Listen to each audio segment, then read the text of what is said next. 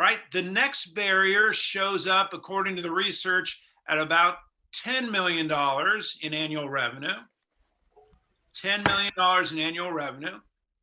Only 0.4% of all small businesses ever get to $10 million in revenue, 0.4%. And there's a very different issue at 10 million than what we experienced at 1 million. What do you think is going on in a business whose growth stalls at $10 million in revenue? What's the issue there? Responsibilities.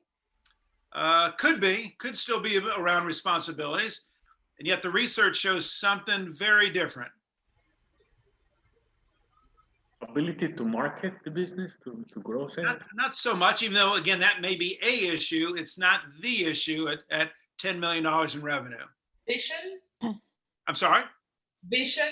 Vision, again, might be an issue, but it's not the big issue. Too much Could it debt. just be complacency? A little bit of complacency, but the Maturity bubble. Oh, you're getting much closer, much closer. The issue is about design, the design of the business. It's chaos. It's chaos because up to this point, we really haven't had to go about organizing the business. We probably don't have an operations manual. We don't have systems. We don't have policies and procedures, no checklists. We're operating the business as if we were still at $1 million, except now we're at $10 million in revenue. It's chaos, a lack of design, a lack of organizational design. That's what causes businesses' growth to stall somewhere around $10 million in revenue. A lack of organizational design. So here's the good news. Now you know what causes companies to stall at $1 million. Now you know what causes companies to stall at 10 million. Why not begin to address each of those issues now? Why wait till you get stuck? Why not, if you're the owner of the company, if you've not begun to delegate responsibilities, why not start now? And if you haven't begun to organize your business, systemize your business, why wait till you get to 8, 9, $10 million in revenue? Why not start doing that now? And that way you just blow right past that $10 million barrier. Okay? Here's something else to think about. Going back to the decline stage, there's been a lot of research on companies that go into decline, and why is it that some companies are able to survive and many aren't? Many aren't. Probably less than 10% of companies that go into decline are able to survive. Why is that?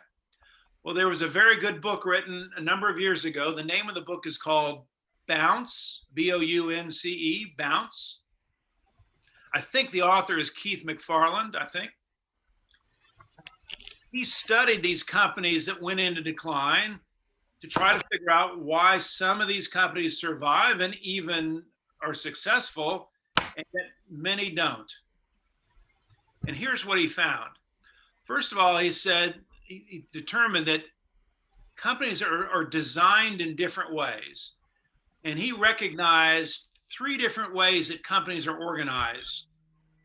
He said, you have, and some of you may have heard this before, we have Christmas ornaments, oranges, and Super Bowls. Every company is organized in one of 3 ways. You're either a Christmas ornament, an orange, or a Super Bowl. What in the heck is he talking about? Let's think about it.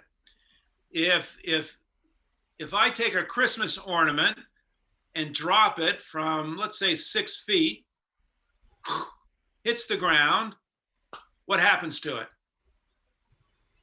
It shatters, right? Christmas ornament shatters. 1,000 different pieces.